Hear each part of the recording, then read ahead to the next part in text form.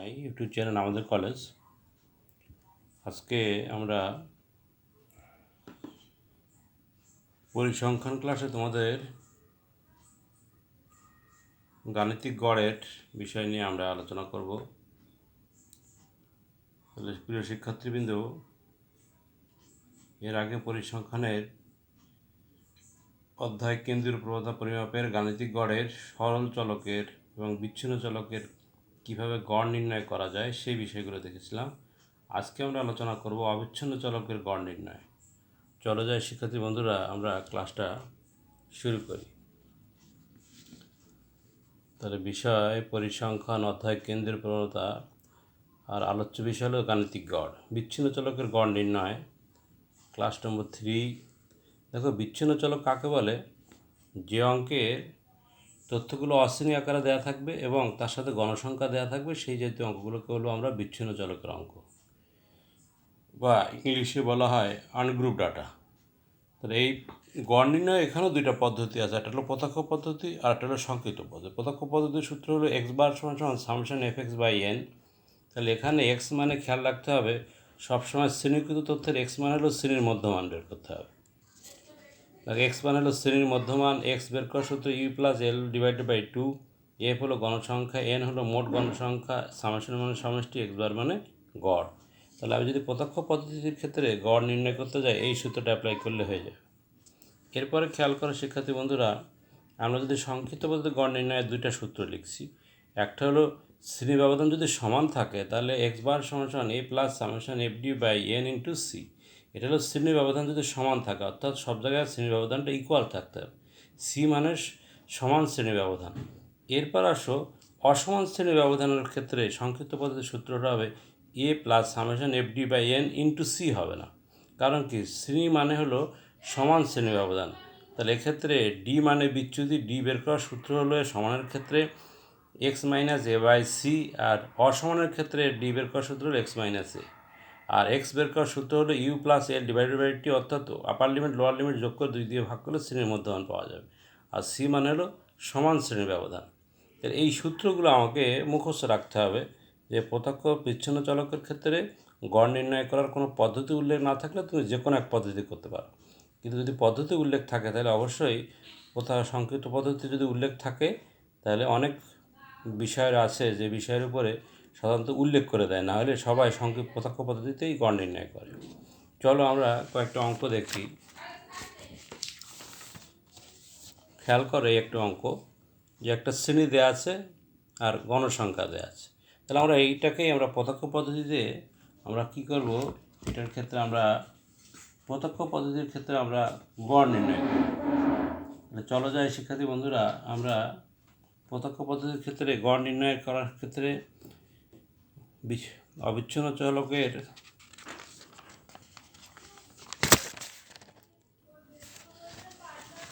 তাহলে আমরা অবিচ্ছিন্ন চলকের অঙ্কগুলো করছি আজকে। তাহলে অবিচ্ছিন্ন চলক কাকে বলে? যে অঙ্কের তথ্যগুলো শ্রেণী আকারে থাকবে এবং গণসংখ্যা দেওয়া থাকবে তাকে বলে অবিচ্ছিন্ন চলক। তাহলে আমি আগে মনে হয় বিচ্ছিন্ন চলকের কথা বলছিলাম। তাহলে আমরা আজকে দেখব হলো পরিসংখ্যানের কেন্দ্রীয় প্রবণতা পরিমাপের গাণিতিক গড়ের অবিচ্ছিন্ন চলকের গড় নির্ণয়। তাহলে অবিচ্ছিন্ন চলকের গড় নির্ণয় দুইটা পদ্ধতি, একটা প্রত্যক্ষ আর সংক্ষিপ্ত। তাহলে এখন আমরা প্রথমে একটা প্রত্যক্ষ পদ্ধতির অবিচ্ছিন্ন চলকের গড় নির্ণয় দেখব, তারপরে আমরা সংক্ষিপ্ত পদ্ধতি দেখব। দেখো, আমাদের অঙ্কেই দুটো পার্ট দেওয়া থাকবে এবং প্রশ্ন যদি বলা থাকে তাহলে লিখবো যে তথ্যের ভিত্তিতে প্রত্যক্ষ পদ্ধতিতে গড় নির্ণয়ের জন্য একটি সারণী তৈরি করি। তাহলে আমাকে প্রথমে কী করতে হবে খেয়াল করো, পরিসংখ্যান আগে সূত্রটা নিচে লিখলে সুবিধা হয়। তাহলে আমরা জানি, যদি সূত্রটা আমরা লিখে নিই আগে,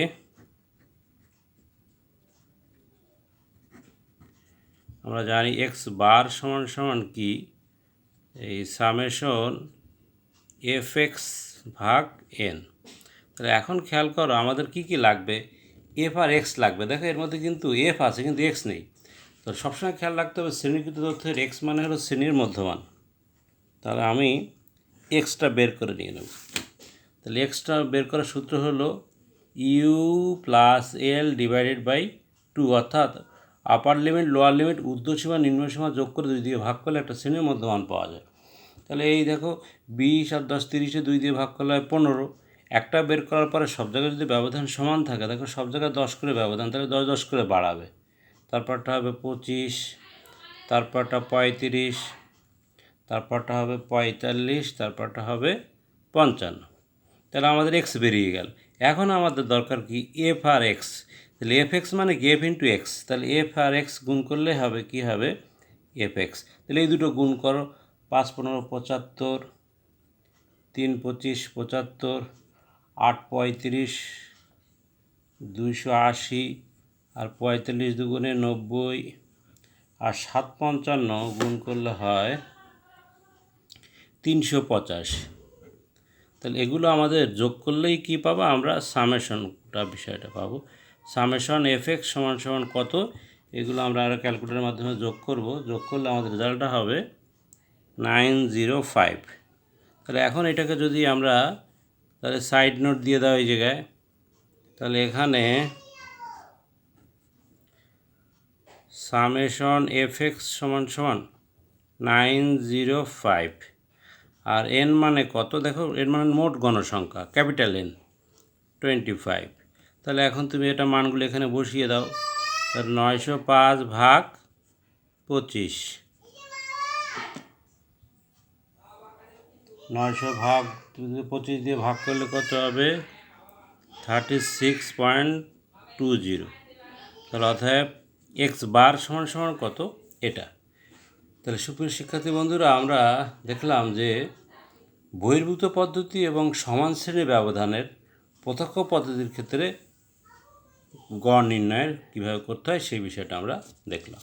এখন আমরা দেখো একই অঙ্ক দেখব যে সংক্ষিপ্ত পদ্ধতি। এরকম পদ্ধতি সংক্ষিপ্ত যদি হয় তাহলে সেক্ষেত্রে তোমার কি কি কাজ দেখো।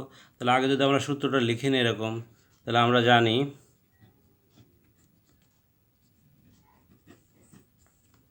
এক্স বার সমান সমান এ প্লাস, দেখো আগে দেখতে হবে যে শ্রেণী ব্যবধানটা সমান কিনা। দেখো সব জায়গায় শ্রেণী ব্যবধান সমান এবং বহির্ভূত পদ্ধতি। A plus summation F D by N into C. তাহলে আমরা এখানে দাগ দিয়ে এখানে আমরা লিখব যে, তাহলে এখন আমরা কি বের করব, প্রথমে দেখো তোমাকে ডি বের করতে হবে। ডি বের করতে গেলে দেখো এখানে শর্ট আছে কি এফ আছে কিন্তু ডি নেই। আবার ডি বের করতে গেলে কি লাগবে এক্স মাইনাস এ। তাহলে সবসময়ের ক্ষেত্রে আগে আমাকে শ্রেণীর মধ্যমানটা বের করতে হবে এক্স। এক্স বের করলাম। তাহলে এক্স বের করার সূত্র হলো কি U plus L divided by 2। তাহলে আমাদের আগেই বের হলো এটা, এগুলো আমরা বের করছি আগেই। তাহলে 15 25 35 45 আর হলো 55। এরপরে দেখো আমাদের কাজ হলো ডি বের করতে হবে। তাহলে ডি বের করলে আমি কি বের করতে পারবো, এফ ডি বের করতে পারবো। তাহলে আমাদের তাহলে ডি বের করার সূত্রটা খেয়াল করো, শ্রেণী ব্যবধান সমানের সূত্র হলো X minus A by C. খেয়াল করো এই মাঝামাঝি আপনার মধ্যমানটা যদি মাঝামাঝি থাকে, দেখো 5টার মাঝখানে এই 35টাকে আমরা এ ধরলাম, তুমি 25 এটা ধরতে পারো। তাহলে এক্স মাইনাস এ, তাহলে 25 থেকে 15 থেকে 35 গেলে কত থাকে -20, আর শ্রেণী ব্যবধান হলো 10। তাহলে -2 -1 0 1 আর 2। দেখো আমি কীভাবে বের করলাম যে শ্রেণী ব্যবধান সমান থাকার কারণে একটা টেকনিক আছে। উপর থেকে যদি -3 হয় তারপরটা -2 -1 হবে 0, আর সবসময় এটা 1 2 এরকম হবেই। এরপরে দেখো আমরা এফ আর ডি গুণ করলে পাবো এফ ইন্টু ডি। তাহলে এখন দেখো 5 দুগুণে 10 -3 0 2 1 2 7 দুগুণে 14। তাহলে এইগুলো যোগ করলেই পাবো সামেশন এফ ডি। তাহলে এটা যোগ বিয়োগ করলে রেজাল্ট কী হবে দেখো, 16 থেকে 13 গেলে +3 থাকে। এখন কথা হলো যে শিক্ষার্থী বন্ধুরা দেখো সংক্ষিপ্ত পদ্ধতির নাম অথচ অঙ্কের কাজ বড়, তাহলে এটা নাম কেন সংক্ষিপ্ত পদ্ধতি? সংক্ষিপ্ত পদ্ধতি হওয়ার উদ্দেশ্য হলো কি তথ্যগুলো ছোট করে ফেলে। দেখো এগুলো কিন্তু আমি মুখে করতে পারলাম। দেখবো যে এখানে যদি তুমি এক্সের মান যদি বড় বড় আসে তখন কিন্তু প্রত্যক্ষ পদ্ধতি করতে তুমি ক্যালকুলেটর ছাড়া পারবে না। আর এটা দেখো এই জন্য এটার নাম হয়েছে সংক্ষিপ্ত পদ্ধতি, যে তথ্যগুলো ডি বের করলে ছোট হয়ে আসে, সংক্ষিপ্ত হয়ে আসে, এই জন্য এর পদ্ধতি হলো সংক্ষিপ্ত। তাহলে এখানে আমরা কি পেয়ে গেলাম দেখো, এর মান পেলাম হলো 35, লিখে ফেলি। আর সামেশন এফ ডির মান পেয়ে গেলাম 3, এন এর মান পেয়ে গেলাম 25 এবং সি এর মান হলো 10। তাহলে আমরা সব এই মানগুলো পেয়ে গেলাম। এখন আমরা এখানে সূত্রে বসায় দিলে আমাদের রেজাল্টটা চলে আসবে। 35 প্লাস 3 ডিভাইডেড বাই 25 ইন্টু 10। তাহলে তুমি কীভাবে করবে? 35 ওই দুটো গুণ করো, 3 10 30, 30-এ 25 দিয়ে ভাগ করলে তাহলে 1.2 আসবে। তাহলে এটা যোগ করলে হবে 36.20। দেখো যেভাবেই করি না কেন অবিচ্ছিন্ন চলকের প্রত্যক্ষ পদ্ধতি সংক্ষিপ্ত পদ্ধতি যে নিয়মেই করো না কেন তোমার উত্তর কিন্তু দুইটার একই হবে। আমি সংক্ষিপ্ত পদ্ধতি করলে যে উত্তর হবে, প্রত্যক্ষ পদ্ধতি করলেও একই উত্তর হবে। তাহলে এটা আমরা দেখলাম যে অবিচ্ছিন্ন চলকের বহির্ভূত পদ্ধতির ক্ষেত্রে সংক্ষিপ্ত পদ্ধতি কীভাবে গড় নির্ণয় করা যায়। এইবার আমরা দেখব শিক্ষার্থী বন্ধুরা, যদি তোমার অঙ্কটা দেখো অসম শ্রেণী ব্যবধান থাকে, খেয়াল করো, এবং সংক্ষিপ্ত পদ্ধতি করতে বলে, বিষয়টা প্রশ্ন অনেক বলে দেয় যে তুমি সংক্ষিপ্ত পদ্ধতিতে করো, তাহলে সেক্ষেত্রে দেখো প্রথমে আমরা দেখতে পাই অঙ্কটা বহির্ভূত পদ্ধতি আছে কিন্তু শ্রেণী ব্যবধানটা এক এক রকম। তাহলে এক্ষেত্রে আমাদের বিষয়টা হলো কি, আমরা সেক্ষেত্রে আমরা কীভাবে অঙ্কটা করব। তাহলে প্রথমে আমাদের কাজ হবে কি, সূত্রটা লিখে নেওয়া। তাহলে আমি যেহেতু দেখতেছি শ্রেণী ব্যবধানটা অসমান আছে, তাহলে আমাদের কাজ হবে কি, তাহলে আমরা জানি যদি তুমি আগে সূত্রটা লেখো পরিসংখ্যানের ক্ষেত্রে গড় নির্ণয়ের সূত্র অনুসারে, যদি তুমি আগে সূত্র, পরিসংখ্যানের নিয়ম হলো কি আগে সূত্রটা মাথায় আনতে হয়, সেই অনুসারে ছক তৈরি করতে হয়। তাহলে এক্স বার সমান সমান A plus summation F D by N. দেখো এখানে কিন্তু সি হবে না, কারণ এখানে শ্রেণী ব্যবধানটা সমান না, এই জন্য কিন্তু সি কথাটা আসবে না। তাহলে আমাদের একই কেস, আমাকে প্রথমে কি করতে হবে, এক্স বের করতে হবে, তারপরে কি বের করব, ডি বের করব, তারপরে আমরা বের করব হলো এফডি। তাহলে এক্স বের করার সূত্র হলো কি, U plus L divided by 2। তারপর ডি বের করার সূত্র কিন্তু এখানে চেঞ্জ হয়ে যাবে, এক্স মাইনাস এ। খেয়াল করো এখানে অসম শ্রেণী ব্যবধানের ক্ষেত্রে ডি বের করার সূত্র হলো এক্স মাইনাস এ, আর শ্রেণী ব্যবধান যেখানে সমান থাকবে সেখানে ডি বের করার সূত্র হলো X minus A by C. এই জায়গায় সি হবে না, আবার সূত্রে ইন্টু সি হবে না, এই বিষয়টা খেয়াল রাখতে হবে, আমাদের পরীক্ষায় কিন্তু ভুল হওয়ার সম্ভাবনা আছে। তাহলে এইগুলো শ্রেণীর মধ্যমানগুলো বের করো, 5/2 দিয়ে ভাগ করলে হয় কত, 2.5, তারপরটা হবে 10, তারপরটা হবে 20, তারপরটা হবে 32.5, তারপর 40, 150 হবে 2 দিয়ে ভাগ করলে, 160 2 দিয়ে ভাগ করলে হবে 80। তাহলে মাঝামাঝি মানটাকে আমরা এটাকে ধরলাম এ। তাহলে এক্স মাইনাস এ থেকে বিয়োগ করলে এটা কত হবে, -17.5। 10 থেকে 20 গেলে -10, 20 থেকে 20 শূন্য, 32.5 থেকে 30 গেলে হবে 12.5। তাহলে 50 থেকে 20 গেলে হবে কত, 30, 80 থেকে 20 গেলে হবে 60। ক্যালকুলেটার কিন্তু কিছু না।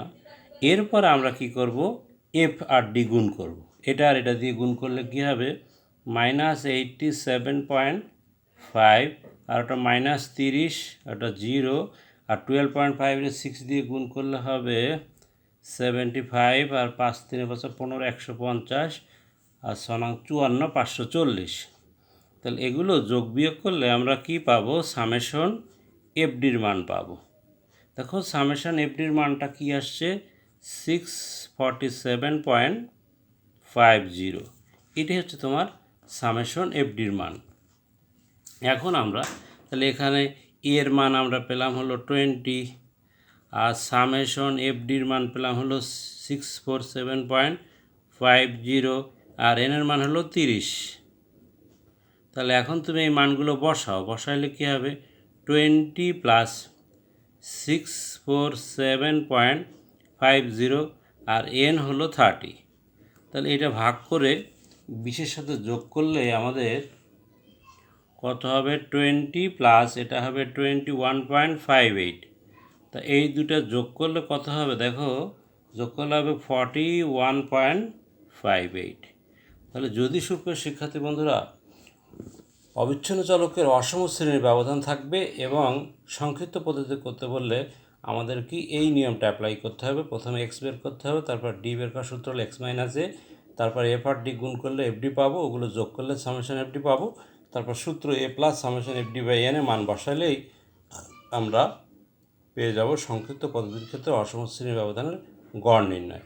এটা যদি প্রত্যক্ষ পদ্ধতি করতে চাও তাহলে কী হবে, এফ আর এক্স শুধু এফ এক্সের একটা ঘর করলে হয়ে যাবে, এত কোনো ঝামেলা নেই।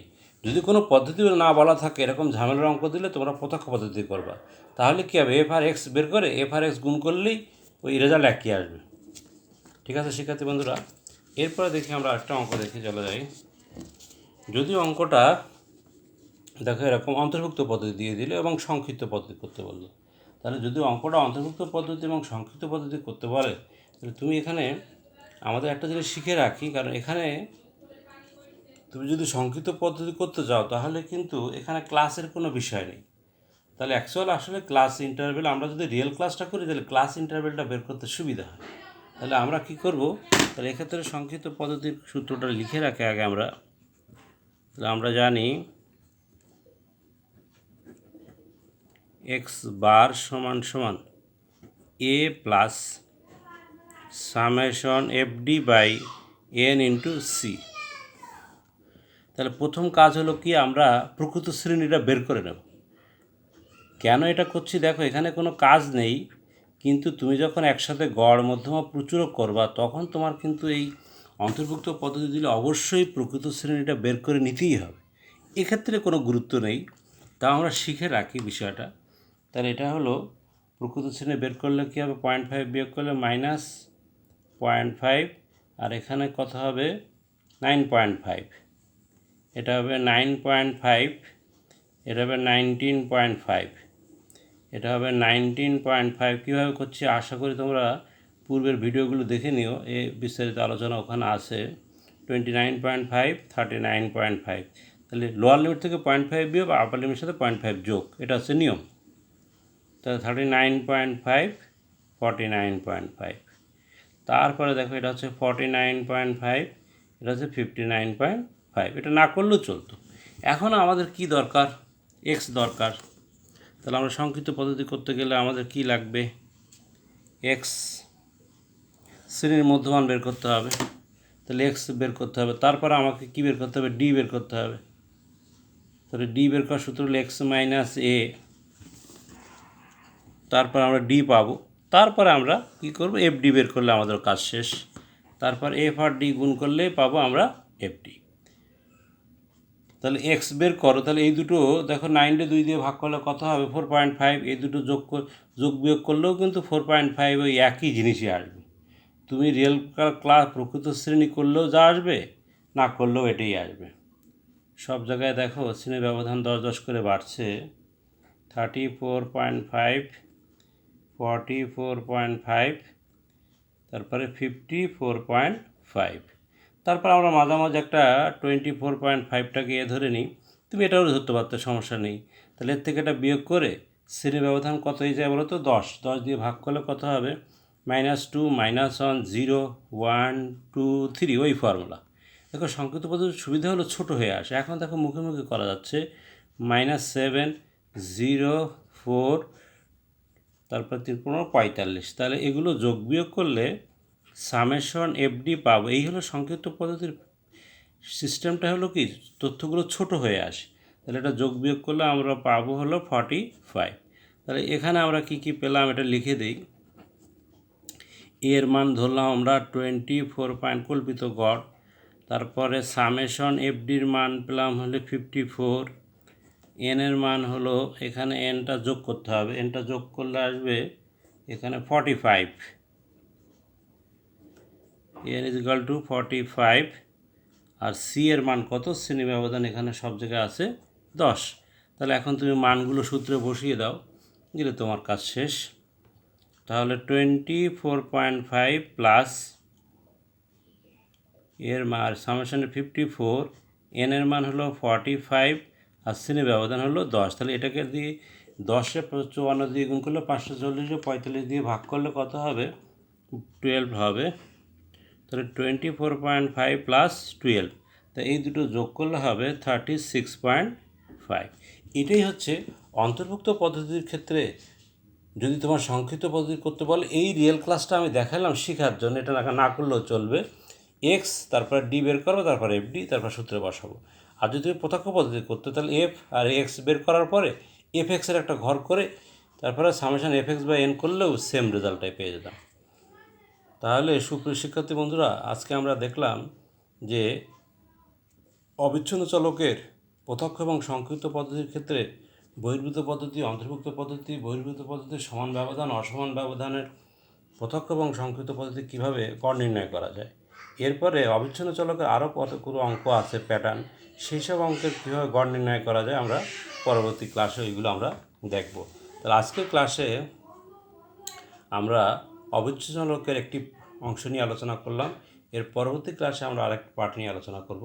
তাহলে আমাদের কলেজের পক্ষ থেকে পরিসংখ্যান ক্লাস সাথে আমি মাউন্ট স্যার তোমাদের সকলকে ধন্যবাদ জানিয়ে আমার চ্যানেলটিকে লাইক, শেয়ার সাবস্ক্রাইব করবো এই আশা ব্যক্ত করে আজকের মতো আমি এখান থেকে ক্লাস শেষ করলাম। আল্লাহ হাফেজ।